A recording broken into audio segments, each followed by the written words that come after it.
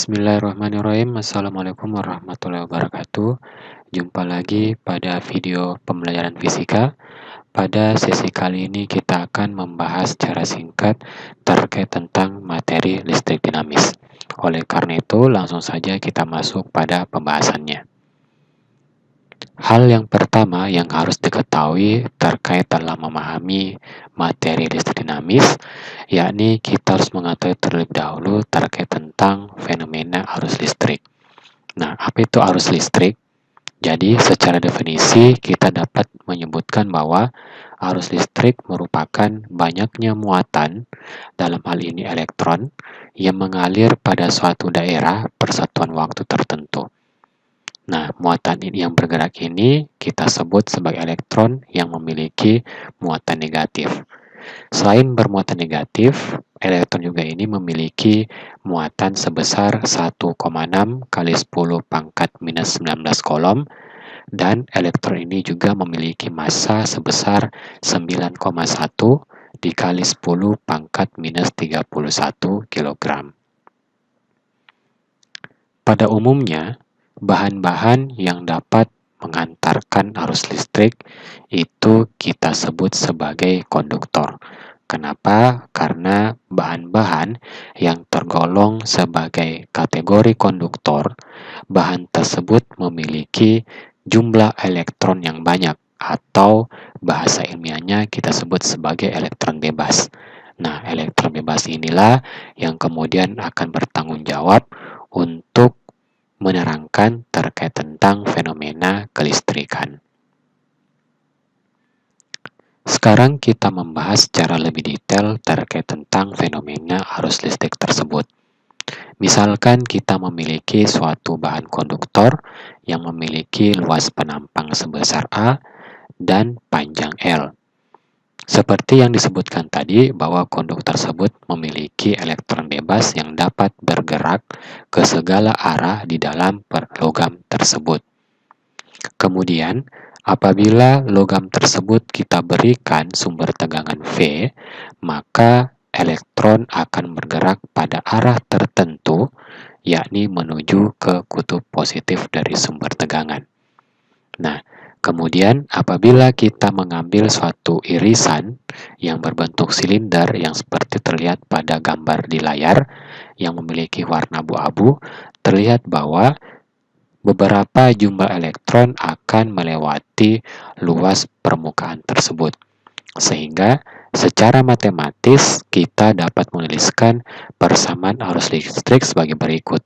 I sama dengan delta Q dibagi dengan delta T, di mana delta Q itu merupakan banyaknya muatan yang melewati suatu luas permukaan tertentu dibagi dengan selang waktu T.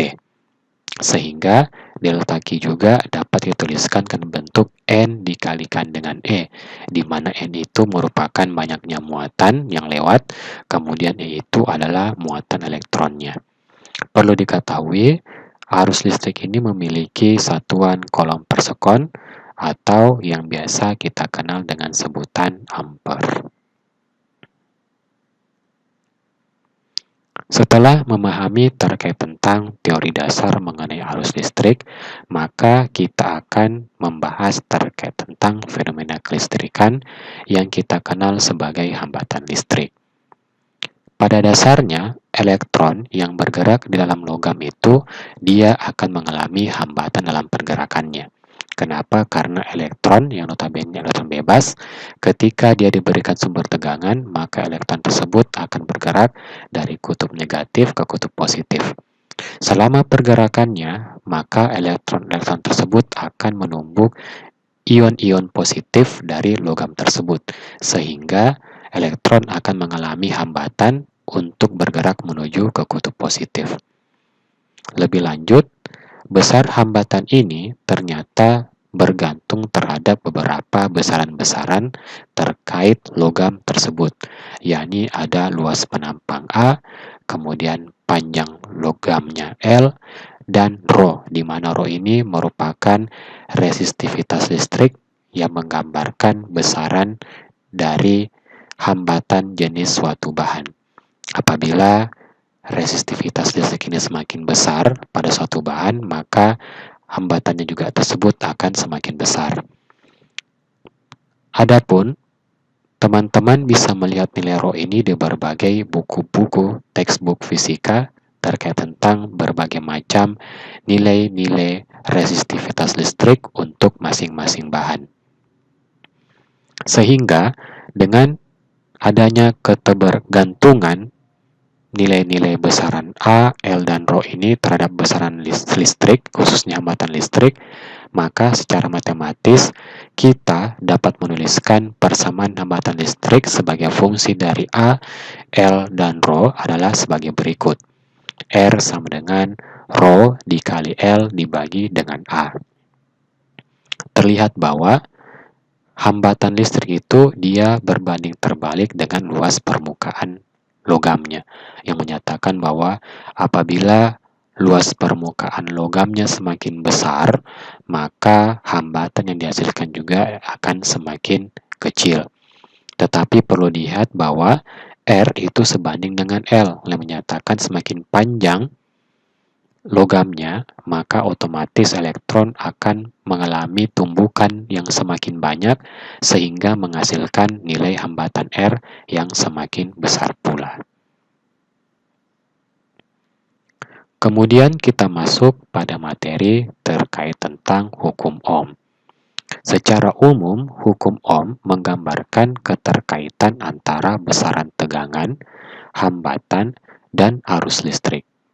Berdasarkan ketiga variabel tersebut, maka Ohm dapat merumuskan persamaan yang dapat dituliskan sebagai bentuk V sama dengan I dikalikan dengan R, atau tegangan itu tak lain merupakan hasil perkalian antara arus listrik yang mengalir dikalikan dengan hambatan listrik tersebut.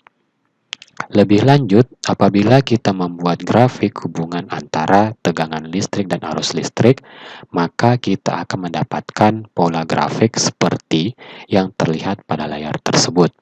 Jadi akan ada suatu data yang berwarna merah yang sifatnya linear. Berdasarkan data tersebut, maka kita bisa menentukan berapa besar hambatan dari suatu bahan, yakni R sama dengan gradien dari garis tersebut atau R sama dengan tangen theta. Lebih lanjut, kita juga bisa mengetahui berapa besar hambatan dari bahan tersebut dengan menggunakan persamaan R sama dengan delta V dibagi dengan delta I.